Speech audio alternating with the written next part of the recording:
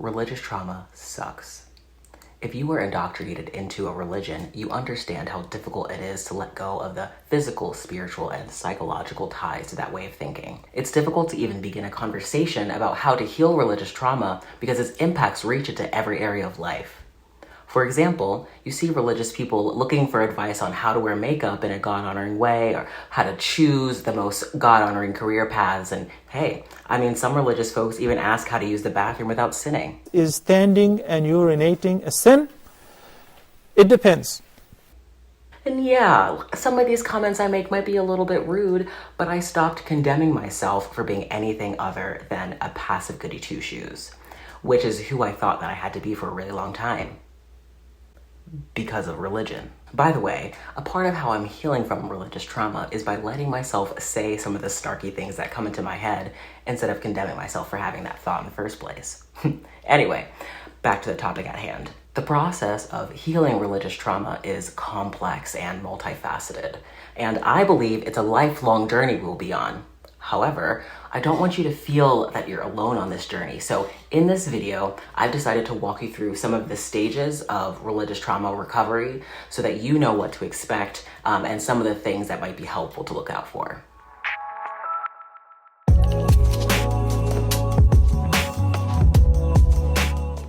Hey there, welcome to Mav Magic. I'm Mav, and on this channel, I talk about spirituality, mental health, and gender identity. So if any of these topics interest you, go ahead and subscribe to the channel. Don't forget to hit the notification bell. Make sure you give this video a like and share it with anyone you think would benefit. For this video, I was supported by friends and followers on my other social media platforms, so check out the description to see where else you can find me.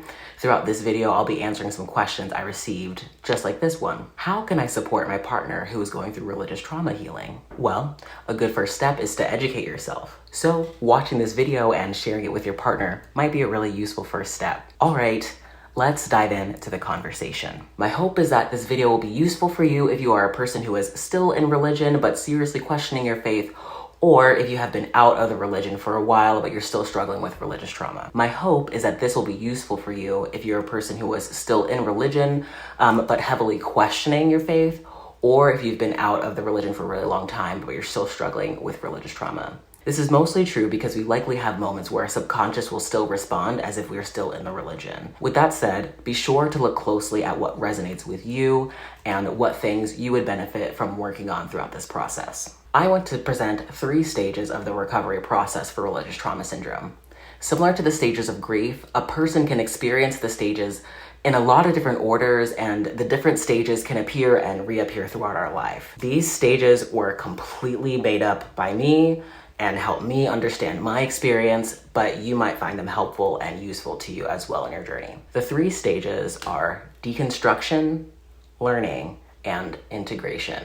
I'm gonna do my best to describe these stages and share some things to focus on to help support you. I'll often bring up stories about my experience going through this process. Sometimes I will share opinions about particular beliefs. Remember that all of these are my personal opinions and conclusions. You might not end up in the same spot that I did, and that is totally fine. All right, let us get into the stages. The first stage is the deconstruction stage.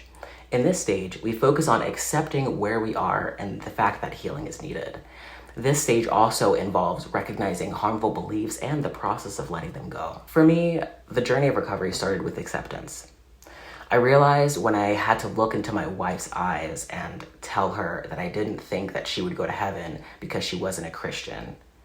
I remember the heaviness that I felt in my heart after truly realizing the implications of my beliefs. I had to accept that I was impacted by undue influence from a religion that really didn't have my best interest in mind. And you might be wondering, what is undue influence? This is a process by which a person is induced to act outside of their free will without adequate attention to the consequences. High control groups, such as cults and toxic religious organizations, are often guilty of this.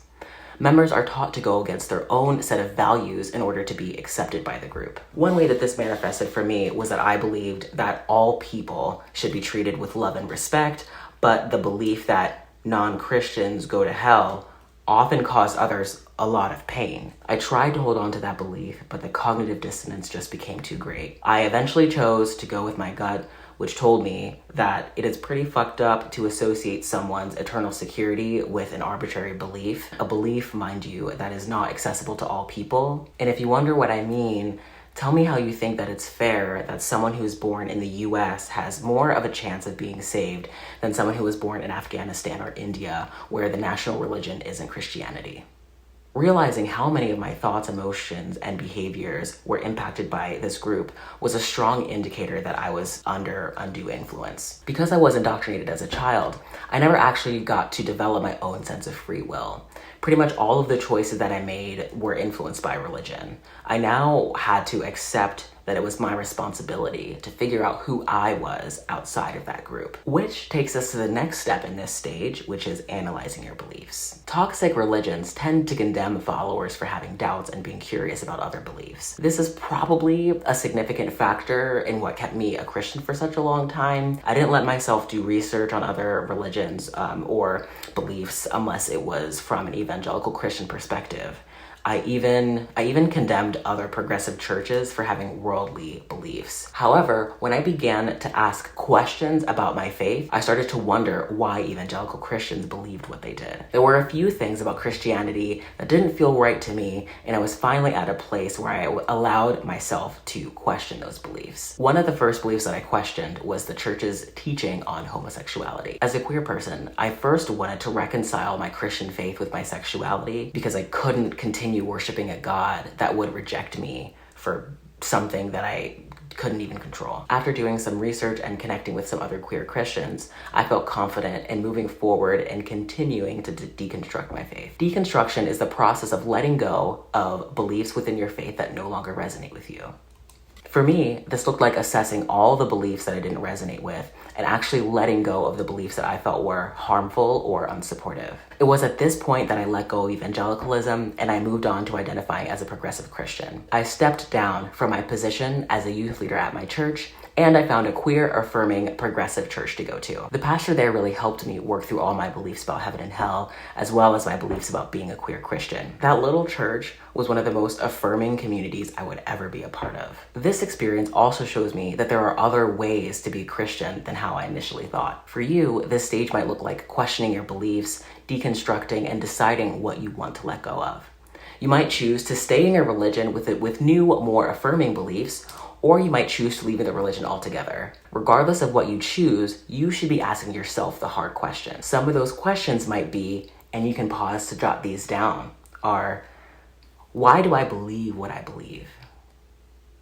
Do I feel proud of what I believe? What evidence is there for me to trust a religious textbook? Who would I be without this belief system? Are any of my beliefs harmful to me or others? These questions should help you get started on the deconstruction stage, but don't forget the acceptance part.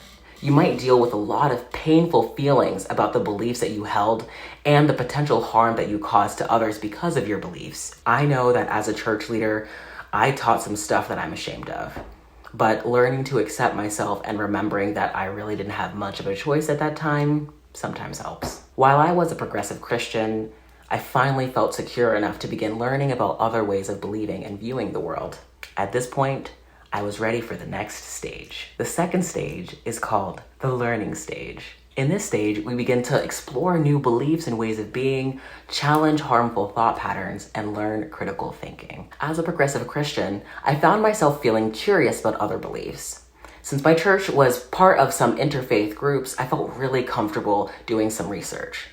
I began to research African spirituality, and I was amazed. I loved seeing the way other people viewed God, and I continued to do a lot of research on other spiritual paths like voodoo, hoodoo, witchcraft, Buddhism, and even New Age spirituality. This was an interesting time for me because I felt both thrilled and very anxious about my interest in these beliefs. I had always seen myself as a Christian, but was beginning to question my faith in its entirety. At this point, I began to research Christianity. I learned about the questionable origins of the church and the potential manipulation of biblical texts to create a narrative that would keep people subdued. I learned about the role the Christian church played during the Civil War, how Christianity was forced onto many Black slaves, and how the Bible was used to condone slavery. I then began to question the canonicity of the Bible and began to read texts that were excluded from Scripture. I learned about the ways that Christianity mirrored African and more specifically Kemetic spirituality. As I was watching a ton of videos about these topics, I came across a video titled, "Jesus Doesn't Exist." My heart froze and I quickly scrolled past the video. I then realized how committed I was to the idea of Jesus. I figured everything else could change, but as long as I had Jesus, I would be okay. I then had to reckon with the fact that I might come across evidence that might suggest Jesus never existed. And in the midst of pain and tears, I decided that I would trust the evidence that I found, even if it led me to stop believing in Jesus. I realized I had to be okay without any of that. A few days later, I watched the video and I was faced with the evidence I feared. At that point, I stopped believing in Jesus. I continued going to church, but it began to feel weird. I loved the community, but I just didn't resonate with the belief anymore. I eventually stopped going and accepted to myself that I was no longer a Christian. I know that a common hang-up for folks leaving religion is the fear of hell or eternal punishment. The thing is, most high-control groups instill some kind of fear or phobia into their members. They do everything they can to keep you in the group, even if they have to threaten some pretty horrific things. The fear of hell creates a psychological mental trap that is very difficult to break out of. And if you do leave the religion, you may get a nagging thought that says, well, what if I was wrong and there really is a hell? If that happens to you, that just means the manipulation tactics worked really well. During the learning stage, take some time to do some research on the origins of hell and make a decision from there. You might also want to specifically look into different perspectives and beliefs about the afterlife and learn from folks who don't believe in an afterlife at all. Doing research on other religions is no joke. You might end up leaving religion altogether, picking a different faith, or you might find reasons to hold on to your faith even tighter. There's no right or wrong way to go through this process. Whatever you do, please do the research that you're able to make an informed decision on what you want to believe. An important characteristic of high control groups like cults and toxic religions is information control. These groups will discourage you from consuming media or literature that goes against the practices and beliefs of the group. Often, these groups create their own media for you to consume. Think religious radio stations, movies created by Christian companies, religious pamphlets or devotionals, etc. The ideal believer will shut out the sinful world and only focus on the needs and goals of that group. When I went to Bible college, I was made to sign a contract that I wouldn't consume any media, Christian or otherwise, until we had a seminar about how to guard your heart and mind against worldly things like that. During the seminar, we were told to write a commitment statement about the kinds of media we were going to consume, and after that, we were allowed to watch movies or listen to music. This was a way for us to police ourselves and our own behavior. We all made a promise to God. And if we watched that secular movie, we weren't just breaking the school rules.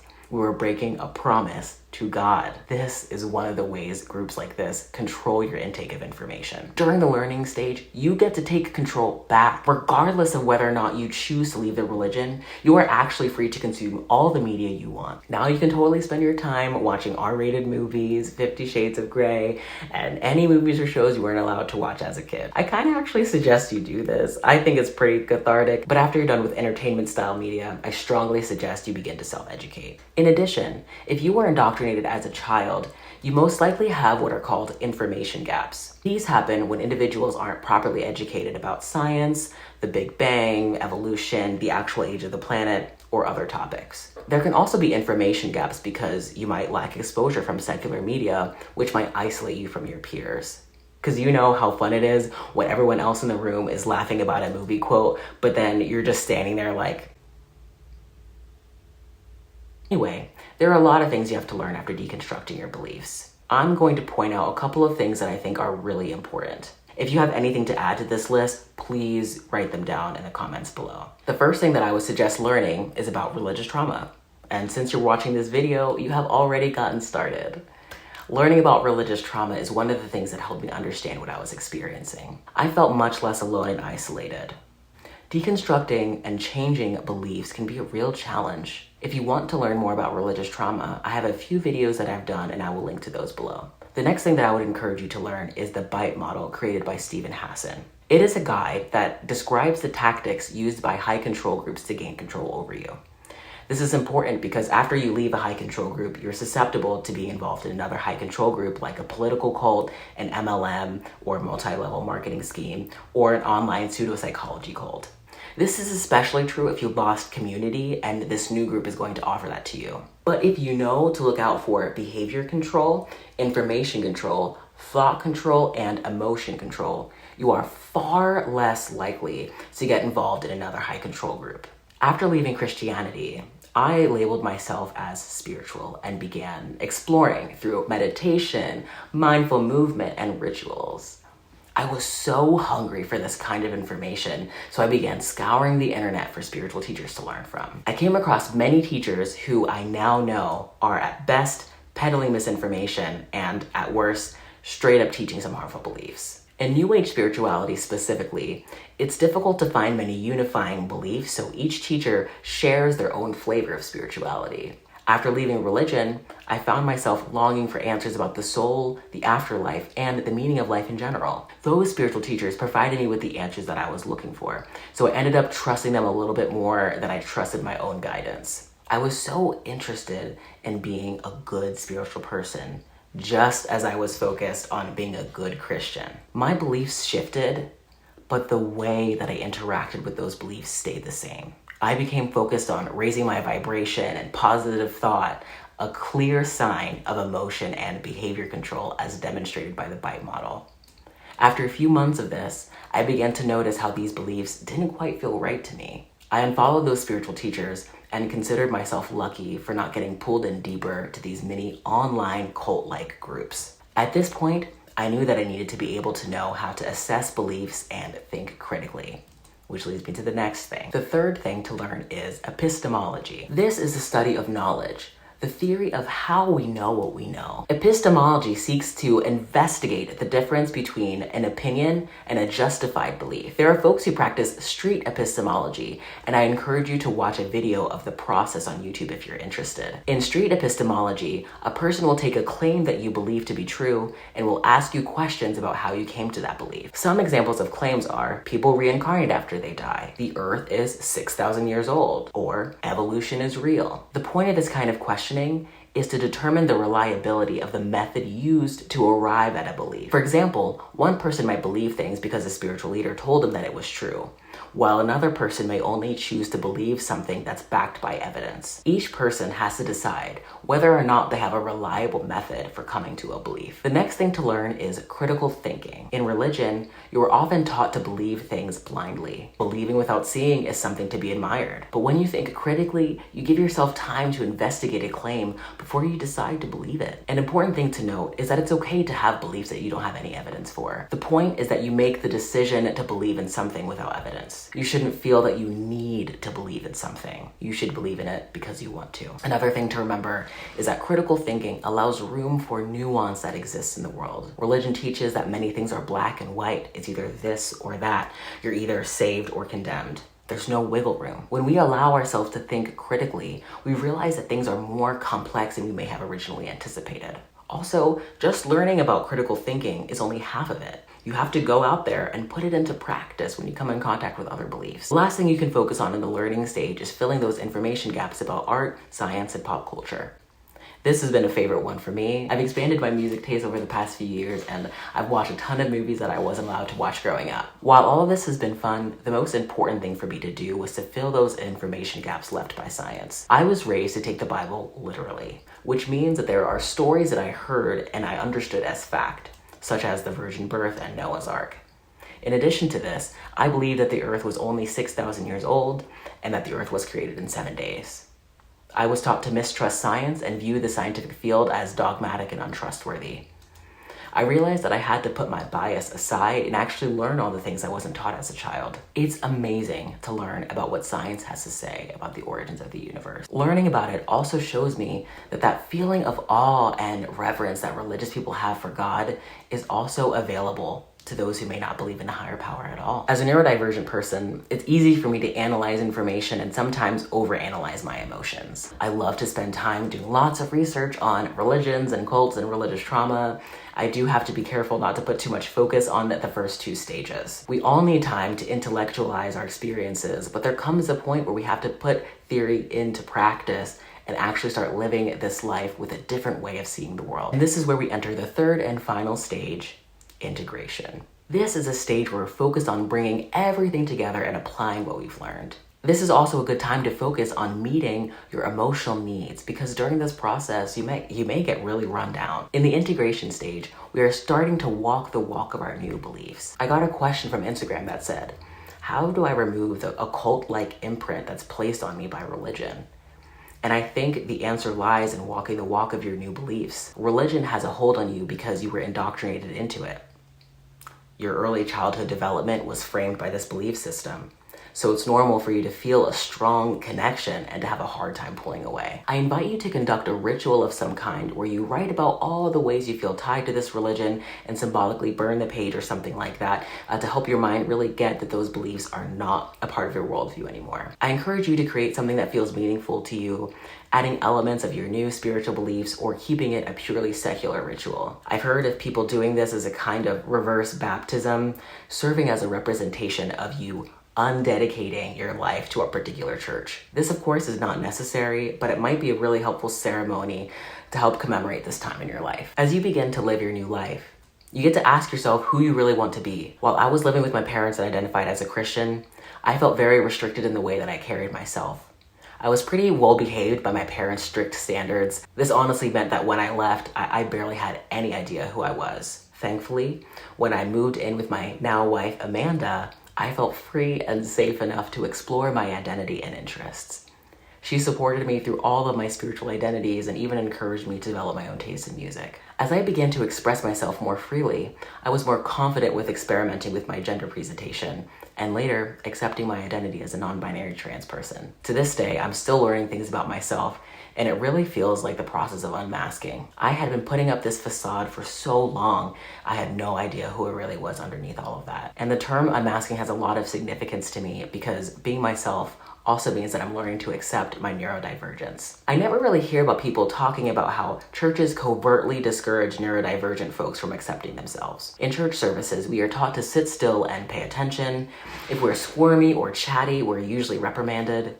Stims like doodling, chewing gum, or playing with fidget toys are labeled as distracting and a demonstration of your lack of focus. Religions often admire conformity and sameness, noted by the fact that they're pretty much required to have the same beliefs. There's also the issue of mistrust of the medical system and a preference towards prayers for healing, and may discourage people from seeking a diagnosis for themselves or for their loved ones. I know this issue to be particularly common in Black communities, but let me know what your experience of this is in the comments below. As you are unmasking and becoming the most authentic version of yourself, I invite you to really experiment and explore with different things you're also interested in. Sex is often seen as sacred, but is also demonized in many religions and even spiritual paths. It is very likely that you have some unhealthy beliefs associated with sexuality. The best thing that you can do is educate yourself and experiment with what actually interests you. This also means that if you felt pressured to get into a relationship, but you're asexual or aromantic, you get a pass to not be in a relationship if you don't want to, or to have a relationship on your terms. We are often pulled out of our bodies in these religions because it was communicated to us that our bodies aren't safe to fully embody for a variety of reasons. So we are left mistrusting our bodies and often feel very disconnected from them. Something that I am working on prioritizing while in this stage is learning to trust my body's signals. Mindfulness has been a tool that's helped me tremendously in this area. Being present with your body helps you learn what feels good and what doesn't, and trusting your body helps you feel confident enough to express those needs to others. This brings us to the last part of the stage, building community and getting support. The further along I get on this journey, the more I realize I can't do this alone. Losing my religion and being challenged in my spirituality were some of the most difficult struggles in my life. Having confidence in my faith felt like walking on solid ground. You know that it's gonna be there with every step you take. So when my worldview fell apart, it was like the ground was ripped out from underneath me. I found myself free falling, unsure of whether or not I'd ever find secure footing again. I lost connection with my family and my friends, and I was really isolated. Dealing with that much loss is incredibly challenging, and getting support is vital. I always recommend getting support from a knowledgeable professional to help support you through this process. I've seen some comments of people asking about where to get support, and I'll do my best to compile a list of resources below. In addition to this, I'm available as a therapist and coach to help you walk through this journey, and you can find my information below as well. I also understand that some folks can't really afford to pay for treatment or professional support, so looking around for free support groups might be a good place to start. I'm also a really big fan of finding community online, so be sure to seek out those communities as well. While I was doing research for this video, I chatted with some folks about their experiences and really was taking my own advice by putting effort into connecting with others. One person I was chatting with said that I could share a quote that really encouraged me, and I hope that you're supported by this as well. He says, "Religious trauma is hard, encompassing, and often involves grieving people in your life because their religion is more important to them than you. But finding a community that understands, getting the right therapist, and remembering that you don't have to be threatened with eternal damnation to be a good person helps. Take it one step at a time. You are perfect the way you are, and there are people out there who accept and love you." This is just a little bit of proof that supportive people who have been through the same stuff as you exist. You just have to put in the effort to go out there and find them. People also exist off of the internet, so check out events happening in your local community, try volunteering, take an art class, do anything to interact with other human beings, if that interests you, of course. See what it's like to get to know a person without wanting to convert them to your way of thinking or believing. Listen and learn from other people. This is how we heal. It's a slow and messy process, but it sure is worth it. As a reminder, the 3 stages we reviewed today are deconstruction, learning, and integration. I find myself in different stages depending on the day. Allow yourself to move around these stages without judgment and see what you learn. Even though I have my issues with religion, it would be illogical for me to claim that religion has no benefits. Although religion does provide a lot of benefits to individuals and can greatly improve their quality of life, we must also assert that those benefits can also be found outside of religion.